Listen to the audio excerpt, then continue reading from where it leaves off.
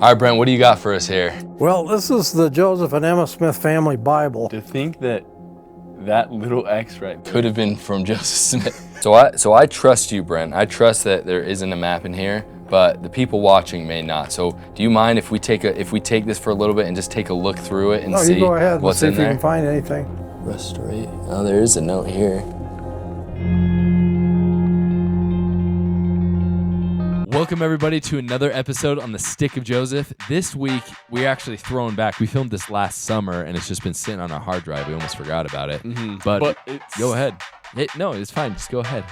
No, it's one good. take wonders. We're not gonna do this again. Basically, it's such good footage, and it was a really cool experience. If any of you know Brent Ashworth, he is a collector of all things everything. Like, we were walking through his little office, and like he's like, yeah, to the right, that's Robert E. Lee's nightstand, and right there, That's Brigham Young's rocking chair. or JFK ate a lunch with that fork one time. I'm serious. It has everything. the most random stuff, but also something very specific, which was really cool to handle and hold. It was Joseph and Emma's family Bible that dates back to 1831. Yeah, so we got to check it out. Originally, we went there because we were doing some research on if the Bible that Joseph Smith had when he was growing up existed. And so we were like, oh, someone has the Smith family Bible. And we were thinking it was that Bible. When we got there, we found out it wasn't that Bible because that Bible doesn't exist. And we learned that. Well, while it we were there exists in an unknown somewhere. location. So if you're holding that hostage, along with the let us know. 116 pages, please reach out to us. Yeah, so we went in there, we learned the history of it. We're going to show you guys this Bible. But then we also just wanted to go through and see what Bibles at the time. So like Jackson said, this was printed in 1831. So it's around the time of the Book of Mormon. We wanted to see if there were maps in those that depicted the Holy Land, because a lot of people will say, oh, Joseph Smith was just looking at maps. Unless he was going to college libraries or things like that, the most likely place he would see those maps is in a Bible from that time period. So that's kind of what we go through. And we also found some markings in the Bible as well. And I'll say this, if this belonged to Joseph Smith and there's markings in it, He endorses this channel wholeheartedly. well, there's at least a 1% chance that those were made by his own hand. Without further ado, All right, Brent, what do you got for us here? Well, this is the Joseph and Emma Smith family Bible. Joseph and Hiram brothers purchased their Bibles in Columbus, Ohio in 1831. It was during the time they were living in Kirtland. Okay. And the Bibles had some restoration work. We didn't know it existed up until 1974. Oh, my goodness. yeah, because when you said Smith Family Bible on the phone, we thought it was Joseph Smith Sr. That You're telling doesn't us that. exist. It doesn't exist. We don't know what happened to it at No, all? we don't. But this is the one this is the family Bible. This was Joseph and Emma's. So how do we know this is Joseph and Emma Smith? Like, Well, from the handwriting and from the history. There's the handwriting in it? genealogy. Yes, there is. okay, let us see that. And we know from the provenance, we call it, LDS word would be genealogy. Okay. So whose handwriting are we looking Well, at here? we're looking at the prophet's handwriting here. He's writing about his marriage here, Joseph Smith and Emma Hale, and they were married January 18th of 1827. And the second page of the family, this is a great thing about family Bibles, is they usually have family history in The them. whole history. And Interesting. this is priceless because you've got the prophet here on birth, family record. Joseph Smith starts writing. Joseph Smith Sr., Lucy Smith, Lucy McAlvin, Hiram, and then Joseph Smith came here in the center of the family. And Samuel, first missionary, William, later a member of the 12, Catherine. And Don Carlos, I never Carlos. understood that. Where did they get the name Don Carlos? I'm not exactly sure. That's a good question. But a lot of people got his name after he died because a lot of people were named Don Carlos I had to Young name my or boy Don Carlos. Yeah. Yeah, that's cool. So as you were saying, the original Bible that Joseph Smith had growing up, that doesn't exist anymore. But, Right, that but this one doesn't. Bible is from the year after the Book of Mormon was published. That's But correct. this is what the Bibles would have looked like at that time. That's right. And it's almost identical to Hiram's. And one of the reasons that we wanted to check this out, because there's a lot of theories around the construction of the Book of Mormon and if it was really a divine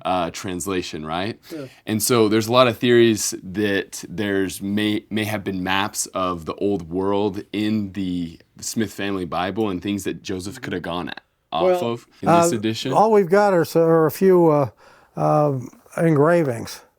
We don't What do you have. mean engravings? Well, there's some pictures in here if we were to thumb through it. There's a few engravings, but other than that, there's no map. There's At no least map I've or never anything. seen a map. So I trust you, Brent. I trust that there isn't a map in here, but the people watching may not. So do you mind if we take this for a little bit and just take a look through it? And No, you go ahead and what's see in if you there? can find anything. Yep. All right. Let's kind of look through. Usually they put the maps at the front. That's how it is in our Bibles, right? It's usually at the end, actually, but I know you don't pick that thing up much. Yeah. Oh, look at that. They got. Okay, there's an engraving right there. So they do have illustrations. There are several engravings. You can see the imprint from the printing press. That's really cool. There's another one. And so we scrubbed through the whole beginning of the Bible, but we weren't seeing any maps. But we did find Ezekiel. Here's Ezekiel right here. The problem was it had Roman numerals. Dude, I'm going to be honest, I have no idea what that means. I don't read Roman letters. Roman numerals.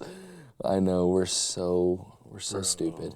X1V. That's 14, right? So as we were going through looking for maps and stuff, we were curious. We wanted to see if there were any notes by Ezekiel 37, verse 16. Which has to do with the name of this channel, the prophecy about the stick of Judah being bound in the same hand as the stick of Joseph. Trademark.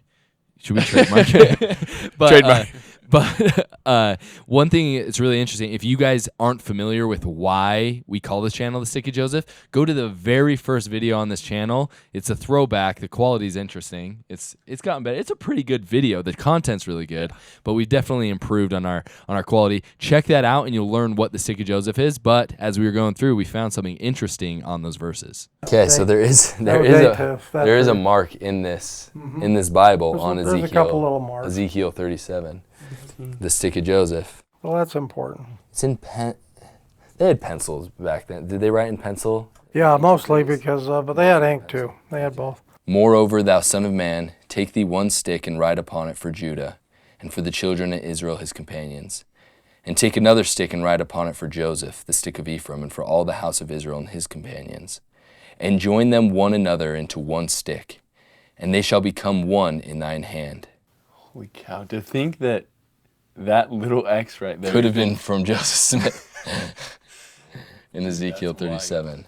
Which is super interesting, right? So, okay, let's go to the end of the Old Testament and see if there's any maps there. So we continued our search. Still, we didn't see any maps. There were a lot of cool pictures, though. Yeah. On Hiram. What does it say underneath? It says, City of view the Jerusalem. city of View Jerusalem. of Jerusalem. Presence. In its present state. That's what it says in its present state. So this was obviously an artist who was in Jerusalem around this time. Yeah. Did a drawing of it. That's pretty cool. But we plugged on until we made it to the index. So here's the index. This is where the maps are usually in our books, same. right? Sorry. But we still did not find any maps. All right, so Importance. yeah, I don't see any sort of maps in here. And so obviously this isn't a Bible that Joseph Smith had at his disposal when he was writing the Book of Mormon, but it is an example of the types of Bible that were available at the time. Joseph did have this in his life after the fact, and so it looks like we need to get our hands on a Bible that predates the Book of Mormon and see kind of what is available then with Bibles before then. But So as you saw, that Bible was from a year after the Book of Mormon was actually published. And so if you have some sort of connection or you have one yourself of a Bible that would be contemporary, meaning around the same time that the Book of Mormon was translated, between 1820 and 1830 or even earlier, please reach out at Hayden at thestickofjoseph.com, and we'd love to come take a look at it. All right. Well, thank you guys so much for watching again. If you haven't yet, subscribe. If you haven't liked this video, like it. Helps other people see it. And until next time, stay curious and hungry.